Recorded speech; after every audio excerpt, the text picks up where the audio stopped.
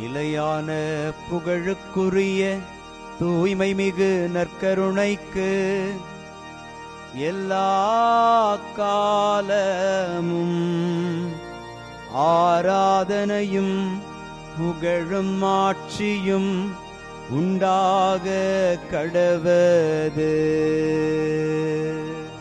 நிலையான புகழுக்குரிய தூய்மை மிகு நற்கருணைக்கு எல்லா காலமும் ஆராதனையும் புகழும் ஆட்சியும் உண்டாக கடவது.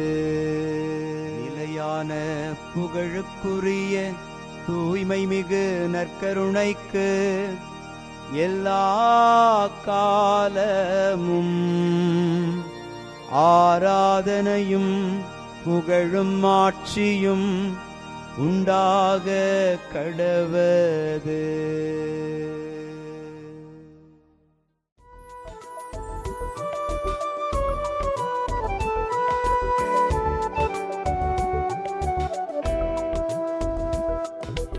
எபினேசரே ஆராதனை, என் துணையாளரே ஆராதனை. எபினேசரே ஆராதனை, என் துணையாளரே ஆராதனை. மறப்பேனோ உமது அன்பை, மறப்பேனோ உமது அன்பை. மண்டியிடுவேன் உன் பாதத்திலே, மண்டியிடுவேன் உன் பாதத்திலே. ஆண்டவருக்குள் பிரியமான சகோதர சகோதரிகளே, இன்று டிசம்பர் மாதம் 15ஆம் தேதி திங்கள் கிழமை. யாக்கோபிலிருந்து விண்மீன் ஒன்று உதிக்கும் என்கிற வார்த்தையை எண்ணிக்கை நூலின் அந்த புத்தகம் நமக்கு அருளி கடவுளை எதிர்நோக்கி காத்திருக்க அழைப்பு விடுக்கிறது. கடவுளுடைய வருகை மிக அருகில் இருக்கிறது என்பதை உணர்ந்த பிள்ளைகளாக யாக்கோபே வேறொன்றுவா என்று சொன்ன அந்த வார்த்தையின்படியாக நாமும் ஆண்டவரை நம்பி வாழ்ந்த யாக்கோபின் தலைமுறையினராய் இருக்கிறோம் என்கிற உணர்வில் நாம் ஆண்டவரை புகழ்ந்து பாடி ஆராதிப்போம்.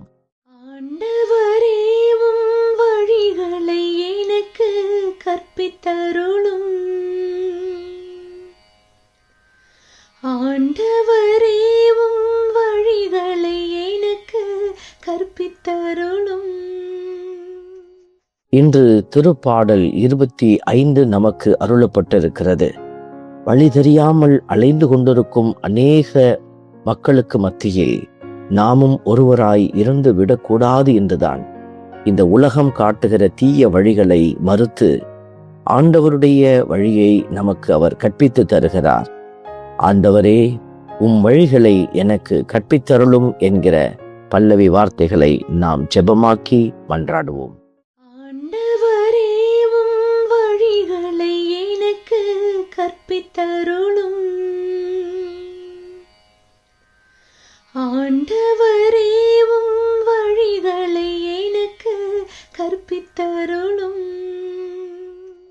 ஆண்டவரே உம் பாதைகளை நான் அறியச் செய்யும், உண்மை நெறியில் என்னை நடத்தி எனக்கு கற்பித்தருளும் என்கிற வார்த்தைகளை இந்த திருப்பாடலின் வரிகள் நமக்கு அறியத் தருகிறது. ஆண்டவர் நமக்கு மீட்பராக மட்டும் இருந்துவிடவில்லை, அந்த மீட்பின் பாதையில் நாமும் நடந்து இரட்சிப்பை உரிமையாக்கி கொள்ள நமக்கு வழிகாட்டுகிற தேவன். இவருடைய வழிகாட்டுதலை நாம் அறிவதோடு நின்றுவிடாது, அதை செயல்படுத்தி மகிழ ஆண்டவருக்குள் பயணிக்க மன்றாடுவோம். ஆண்டவரே உம் வழிகளை எனக்கு கற்பித்தருளும்,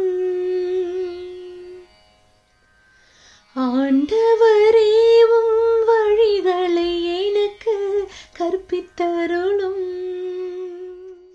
எளியோரை நேரிய வழியில் அவர் நடத்துகின்றார், எளியோருக்கு தமது வழியை கற்பிக்கின்றார் என்ற வார்த்தையை வாசிக்கிற போது செருக்குற்றோருக்கும் இதோ நெஞ்சில் மனமேட்டிமை கொண்டு வாழ்வோருக்கும் கடவுளுடைய வழிநடத்துதல் கிடைக்காது என்பது உறுதியாகிறது. நாம் எத்தகைய நிலையில் இருந்தாலும் எளிய பிள்ளைகளாக கடவுள் வழி நடத்துகிறார் என்பதை அறிந்து அவருடைய வழி நடத்துதலை அறிந்து பயணிக்க ஆற்றல் வேண்டி மன்றாட வேண்டும். இந்த அற்புதமான வழி நடத்துதலை கொடுக்கிற இறைவனின் கரத்தில் இன்பமாய் நம்மை ஒப்புக்கொடுத்து பயணிப்போம். ஆண்டவரே உம் வழிகளை எனக்கு கற்பித்தருளும். ஆண்டவரே உம் வழிகளை எனக்கு கற்பித்தருளும். அன்பே உருவான இறைவா, உம்முடைய அருட்கரமே எங்களுக்கு துணை என்று நம்பியிருக்கிற ஒவ்வொரு பிள்ளைகளுக்கும் நிறைவான ஆசீர்வாதத்தை பொழிந்து எங்களை பாதுகாத்தருளும். உமது பேரன்புக்கேற்ப எங்கள் ஒவ்வொருவரையும் நினைத்து வழிநடத்துகிறேன். இந்த வழிநடத்துதலை பிள்ளைகள் ஒவ்வொருவரும் உணர்ந்து பயணிக்க, ஆற்றலோடு பயணிக்க, நீர் விரும்பும் சாட்சியாக பயணிக்க, சீடத்துவ வாழ்வில் இணைந்து பயணிக்க எங்களுக்கு அறிவுரையும் ஆற்றலும் ஞானமும் தந்து வழி நடத்தும். உம்முடைய கரத்தில் எங்களை ஒப்புக்கொடுத்து செபிக்கிறோம். ஆமென். வல்ல இறைவன் தந்தை, மகன், தூய ஆவியார் உங்களையும் உங்கள் குடும்பத்தையும் நிறைவாய் ஆசீர்வதிப்பாராக. ஆமென்.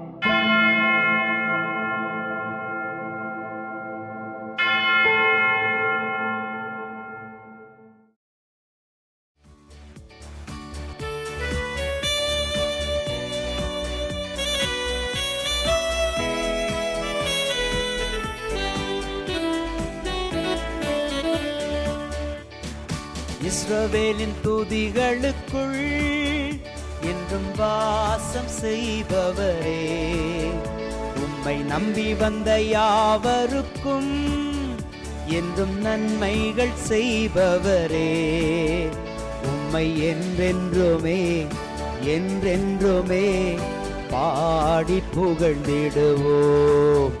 உம்மை எந்நாளுமே எந்நாளுமே ஆராதனை செய்குவோம். உம்மை என்றென்றுமே என்றென்றுமே பாடி புகழ்ந்திடுவோம். உம்மை எந்நாளுமே எந்நாளுமே ஆராதனை செய்குவோம். ஆராதனை ஆராதனை ஆராதனை உமக்கே. அல்லேலூயா அல்லேலூயா, துதி மகிமை உமக்கே.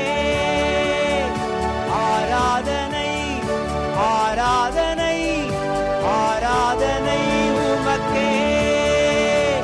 அல்லேலூயா அல்லேலூயா, துதி மகிமை உமக்கே.